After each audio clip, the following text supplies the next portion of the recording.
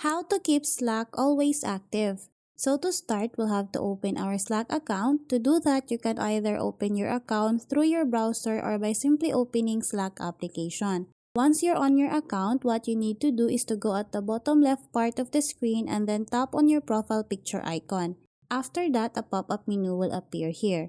In here, we'll have to make sure that our settings is set to this option, set yourself as active. By doing that, you will appear online or active for at least 10 to 20 minutes even if you're away on your keyboard. But if you want to trick Slack to make your account always active, what you need to do is to go at the bottom part of the screen and then tap on the search icon.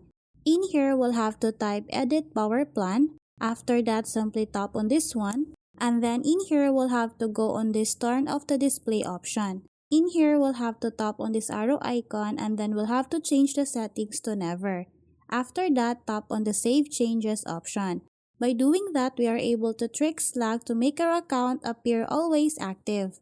So that's how easy we can keep Slack always active. Thanks for watching, and if you find this video helpful, please don't forget to subscribe, hit the like button and then the notification bell so you won't miss any of our future videos. See you on the next one!